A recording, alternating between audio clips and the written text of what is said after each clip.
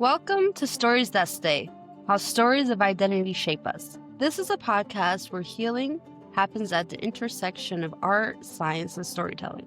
I'm Shamm Petros. And I'm Dwight Dunston. Stories That Stay podcast is a project of Lion Story. Our guest today is Dr. Darryl Ford. Dr. Darryl J. Ford joined Carney Sandoz and Associates as Vice President of Education Leadership Services after 3 decades of leadership in private schools. In addition to leading executive searches, Dr. Ford helps advance new initiatives to support leaders through transition, mentor and train aspiring leaders, and advance the social impact for educators and students across a wide range of educational organizations.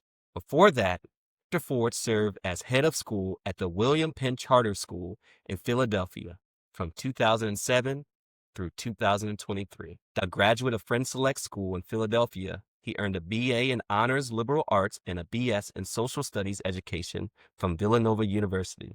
He holds an MA in Educational Administration and a PhD in Educational Administration, Institutional and Policy Studies from the University of Chicago. With 2 college-age children, Darryl and his wife, Gail Sullivan, an OBGYN, are now left to their own devices at their home outside of Philadelphia, with their dog Nova and Alvin, their youngest son's horse, at a nearby barn. So as we arrive today with today's guests and his stories, let's prepare ourselves for the feelings, emotions, and truths that will emerge. Wherever you are listening, if you are walking, driving, resting, cooking, cleaning, or laying down, we invite you in this moment to take a few breaths. Just for you. I won't prescribe a breath, but the invitation is to notice your breath and create space for maybe a deepening of your breath. And as you continue to breathe and adjust for the next few seconds with an audio reprieve, just remember to keep on breathing through this episode and through all our stories.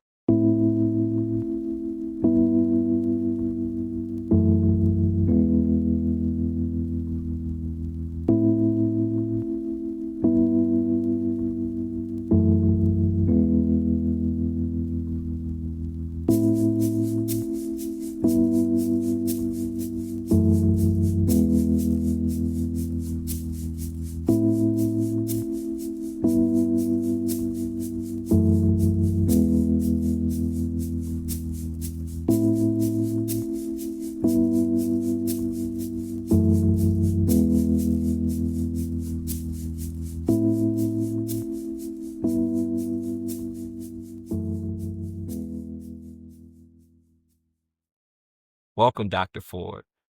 Well, thank you. Thank you for that welcome. Thank you for that incredibly gracious introduction.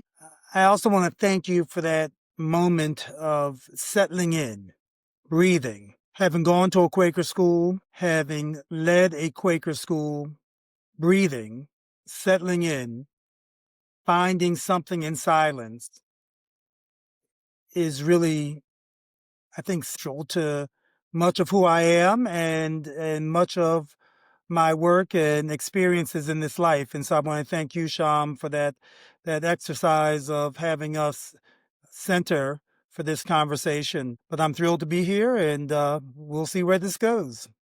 Wonderful. Yeah, it's such a honor to be in this space with you and to be in the presence of a fellow Quaker school alum. As someone who also went to Quaker school, we always like to start our conversations with our guests by just asking you to share how you're arriving today, and on a scale from 1 to 10, with 1 being not stressed at all, 10 being very stressed, how you're feeling about sharing your story with us today.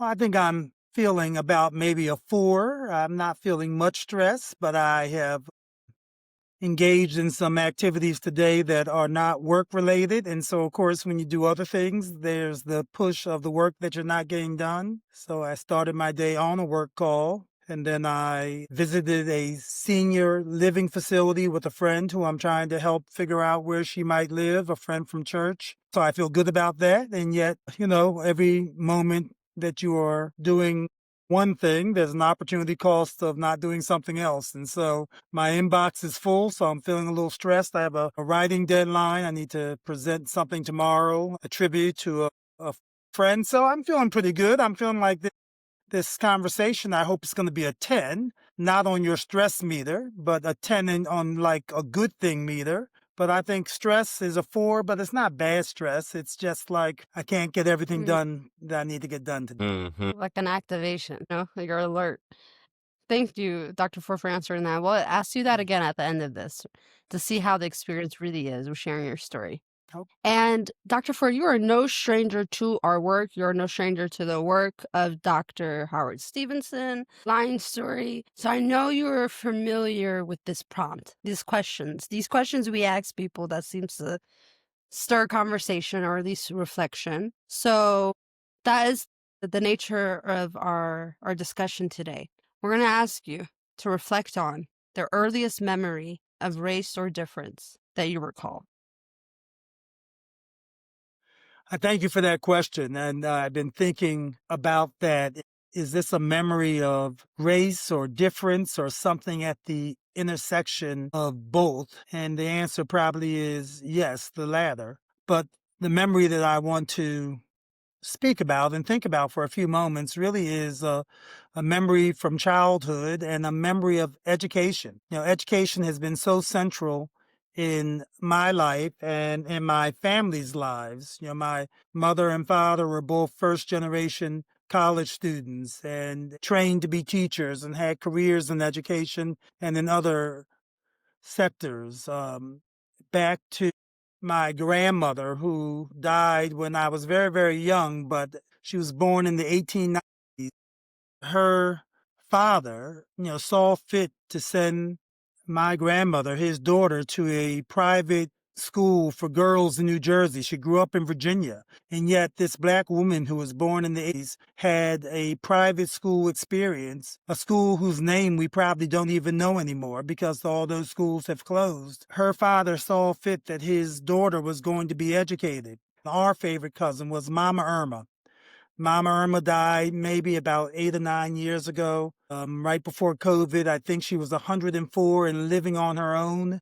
But Mama Irma was a teacher. She was a teacher. And even after she retired from her career, she was still supervising student teachers well into her 70s and late 70s. She was supervising teachers. And so my first memory of difference, or a memory of difference, really was about my own childhood education, where my parents saw fit and we were fortunate to go to a progressive private school outside of Philadelphia where learning was out in the woods. It was experiential. This is the late 60s and early 70s before I went to Friend Select School.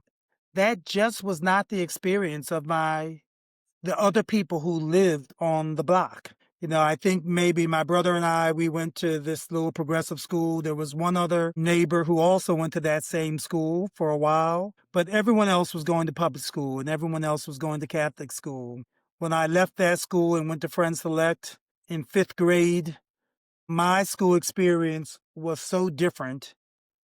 You couldn't be outside playing. All of our time was in class at school and then activities after school. And so by the time you got home late at night, then you were doing several hours of homework. And so you just weren't outside.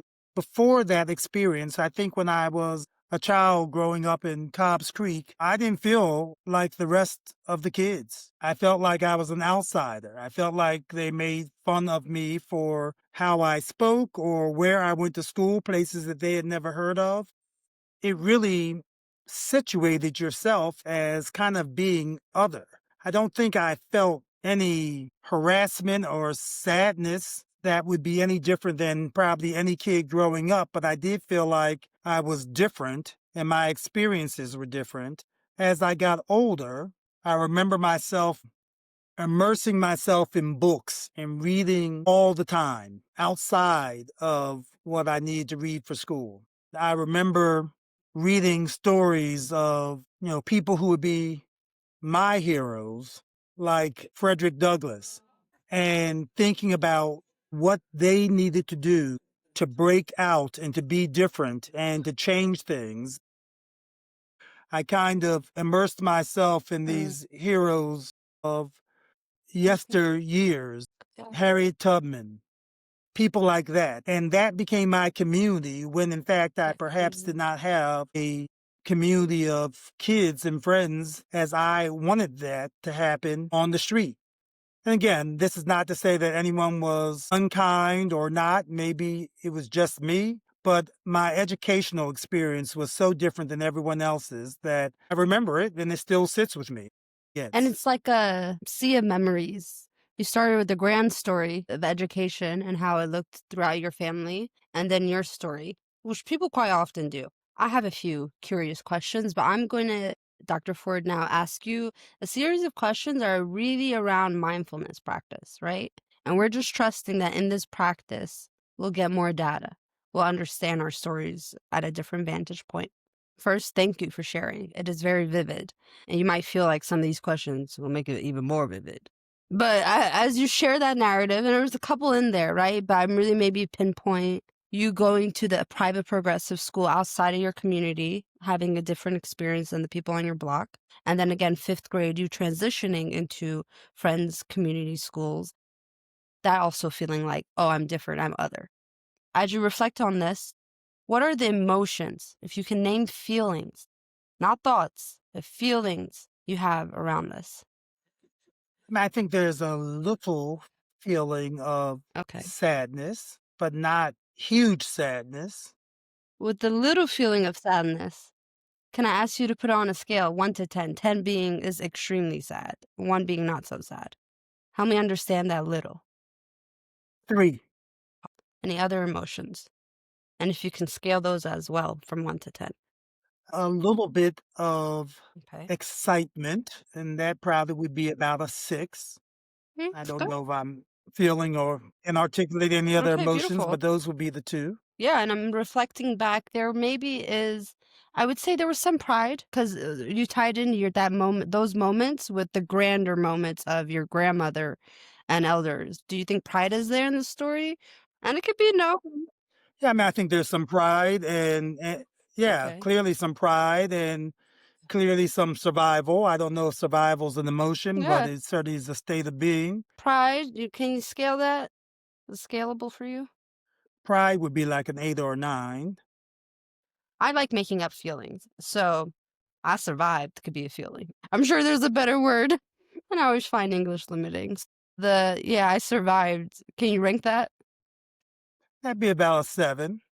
Beautiful. So we have existing in the same time some sadness and excitement. You said a little for both, but it's helpful for us to know sadness was around a 3, excitement at a 6. And then also pride, living somewhere between 8 and 9, and I survived that at a 7. These feelings at these numbers and maybe others you can't articulate, do any of these emotions come to life to you in your body right now? Do you feel it in any way?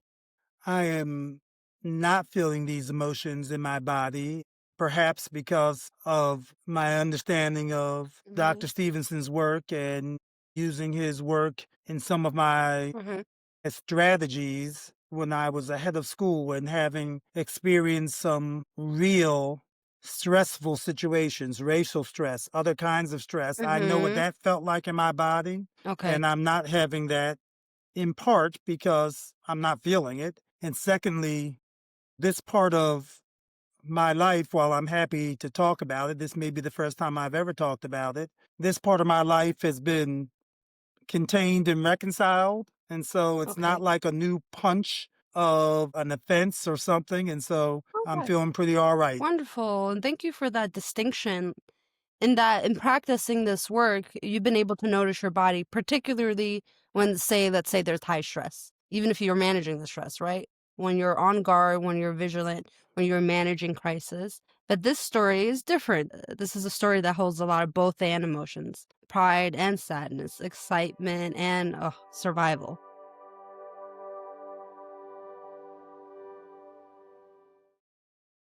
I want to follow up with this question, which I naturally hear already. As you reflect on these memories, particularly the moment realizing I'm other, I'm different in these education settings, did you then or now have any self talk, any messaging you tell yourself, inside or outside or otherwise? And that's a great question. I do think Yeah, I had a lot of self-talk. I had a lot of self-talk because one, it is how I learn and how I remember things because I had great parents who made it clear no matter what others were doing or saying about you, Mm, you are worthy. And so that was in mm, my head all the time. Three, because if there was a moment of mhm. conflict or confrontation, for me to be prepared for that moment, I had Yes. to practice. And so what I find really interesting about your question of self-taught, Mhm. this conversation and what we do in schools today and the framework that Lion Story has helped develop Mhm. gives people a mechanism. And so you said that I have self talk. I'm like, yeah, I had self talk. No Yeah. one else was talking about self talk. And so if you're self talking as a child in the late 60s or early 70s, Yeah. you think you're just crazy. Now we know these are strategies. Even with great educators around me and great parents around me, no one was talking about self talk. I Mm-mm. think about, my brother and I were very close. I think as children, we had very different interests and we really got along, I think, quite fine. But Yeah. there were brotherly moments. And I think about my mother who would leave us maybe for 1 hour, 2 hours, one Saturday a month to walk 2 blocks around the corner to our church to do some volunteerism. And we were there together. And my brother and I must have been tussling, getting into it. Mhm. I would talk out loud. This is what he did to me. And, Mhm. and mom, what are you going to do about it? Because I had In to conflict. practice it. Of course, him Mm, being the older brother, and because our bedrooms, there was a door between them, but no mm. door. You just walked in and out. He heard me. Mm. He heard all that self talk. When my mother would come home and I would say, well, this is what he did to me, he already had a retort because he heard my self talk. So there's a lot of self talk, Shamm. Wow. And that is hilarious. That was like a meta self-talk analysis. And it makes sense. You're such a orator. I don't know anyone that has met you for longer than a minute that would say otherwise. And I would say, although you named this beautifully, the cultural perception of people that did self-talk versus now, but I do think it is genuine to a lot of cultures. Even like when we look at Black American culture and all these parables and idioms and sayings that literally travel across time and space, right? We all end up saying the same things to one another in the good space. But your mom offering you this self-talk with your deserving doesn't matter what people say about you. And sometimes it's hard to parse out because it's so ingrained into us. Like we think these self-talks are just truths, but they are actually affirmations, they're prayers. And your story is actually really funny because your form of fighting is the verbal protest too, like all in one. That's very, very magical. We have strategies. And we have self Hmm. talk as a concept. We've just been talking about that. We have Hmm. practice as a concept, of how do you confront the bully. And there were Absolutely. bullies because I was in my Yeah. room self talking and the next door neighbors could hear it.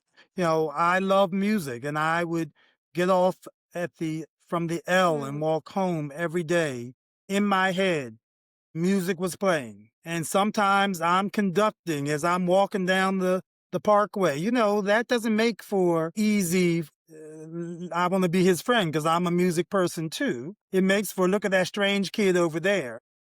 I think we have these frames today, these strategies, even this notion, how are you Yeah, feeling? Is it a 3 or a 10? All of this so much. helps. Is so key to liberation.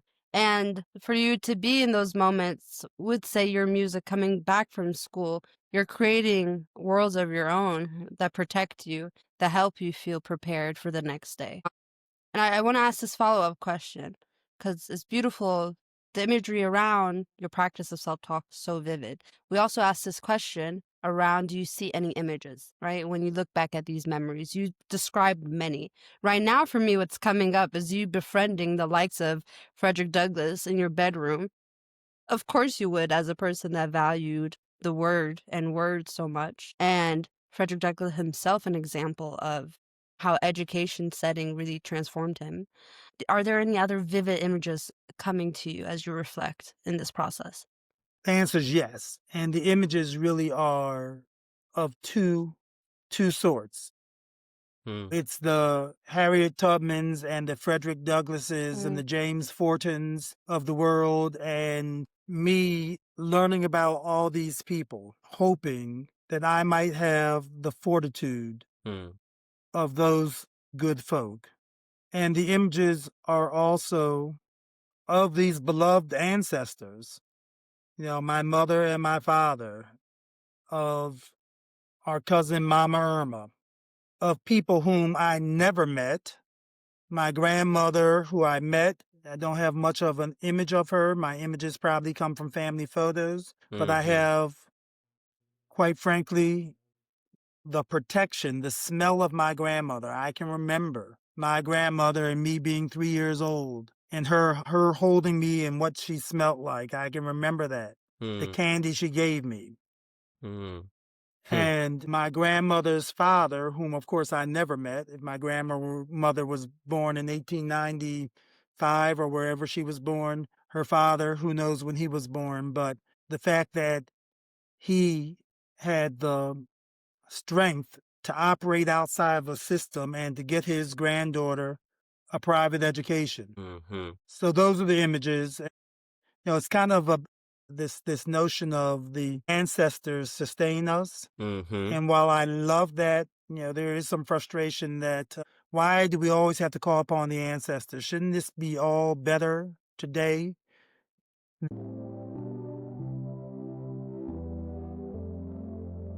I'm just feeling the pride and gratitude in my own self. It's sort of in my heart, it's in my eyes as well.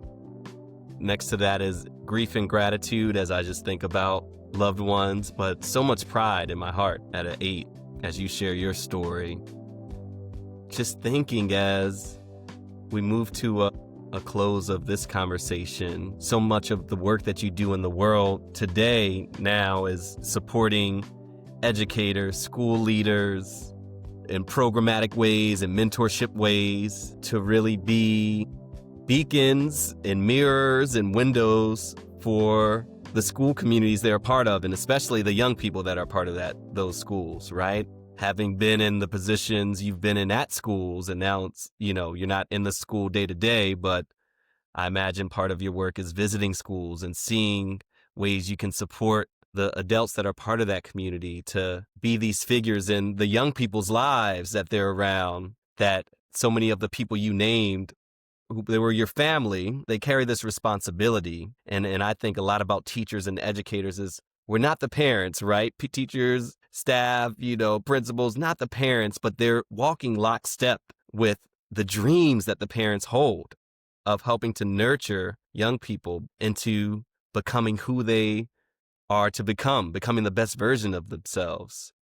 As you just think about the role that you hold down professionally and personally and in the communities you're a part of. I'm curious about the feelings that come up when you think about your sort of professional responsibilities around your role, and then any words of wisdom that you just carry with you from these staples in your life, whether it's family or the Frederick Douglasses or the Harriet Tubmans, these people you've really walked with as well in your life that have accompanied you, shaped you.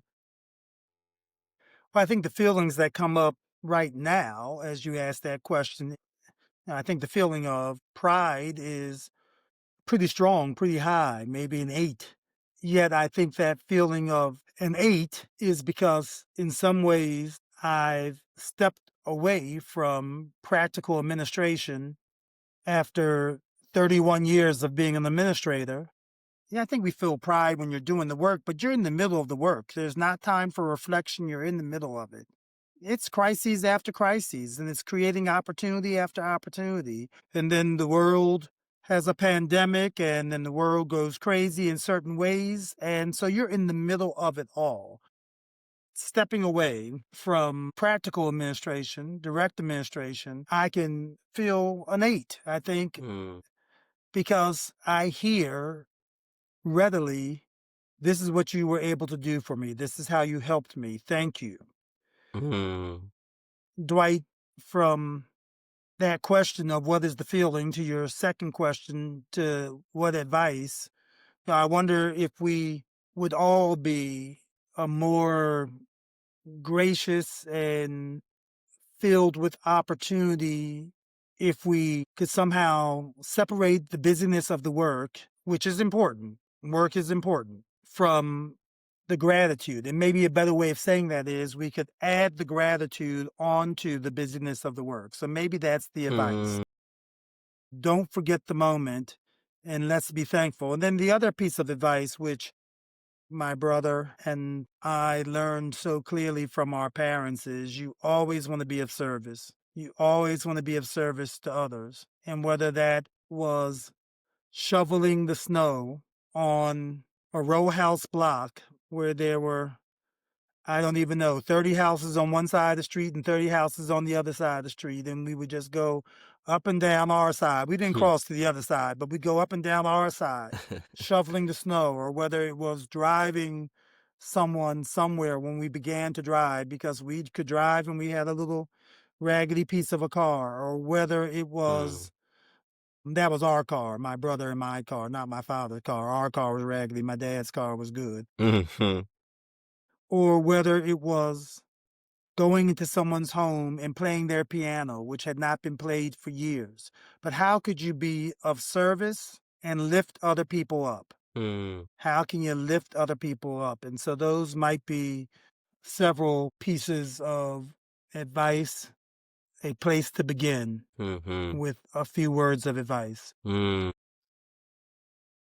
And I want to just invite our listeners just for a moment as we, and you as well, Dr. Ford, actually invite you and our listeners to take a breath in on those pieces of advice, of wisdom, of remembering the gratitude as best as we can when we're in the moment and to be of service.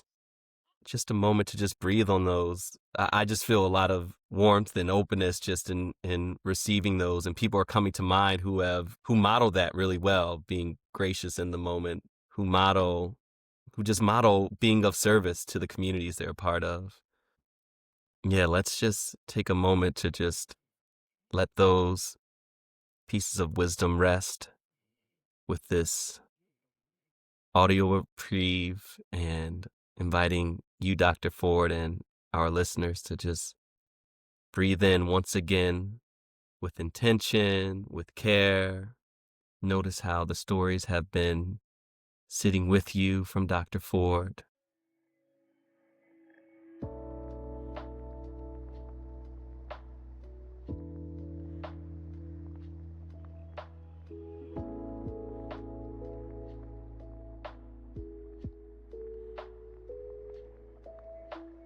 And as a way to close, Dr. Ford, curious how you're feeling after sharing your stories. You were mentioned being at a 4 as we began. Has that number shifted, moved for you? I think I'm probably at about a 6 or a 7. I think I feel no more or no less stress. This was not a stressful encounter, but one never knows what is going to come out of my mouth. And so I feel pretty satisfied that perhaps there might be a few words in here that resonate with others. And so I don't want to feel fully satisfied, but Mm-hmm. I feel pretty satisfied. Pretty So a 6 or a satisfied. 7. Nice. Love it. And we often like to say, if it is available to you, to ask our guests to just, if they had to give a hashtag or a headline of the Mhm. stories they share. And I know you had a few different vignettes for us here, but if you had to put the things you shared into a Google Doc and give it a title, or if you were about to write a book based on what you shared today, any titles coming to mind? To be of service, and whatever you have and can, give it away. Dr. Ford, that really aligns with your commitment to the processes of life, which is the service, even though we don't know what's going to come out the other end, right? Speaking the truth or commitment to the word, because the commitment's there, even through times of changes and turpitude. I see that. And I have excitement at like a 12. I mean, I believe in the first like 10 seconds you start sharing. I was like, oh yeah, this always works. Like, like your first stories always just make so much sense. Like it just makes so much sense into the blueprint of how you've oriented yourself. And that's just from the little that I know you. You share you're doing some hard things, some generous things today, tomorrow, this weekend.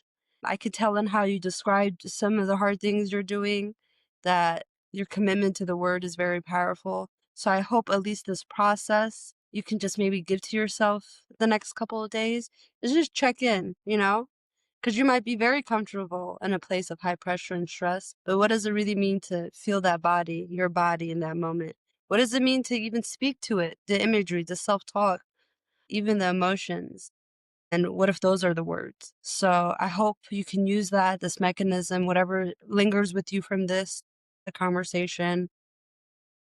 Thank you for your time. Thank you so much for tuning in to Stories That Stay. This podcast is a project of Lion Story. To learn more about Lion Story and our work, visit lionstory.org.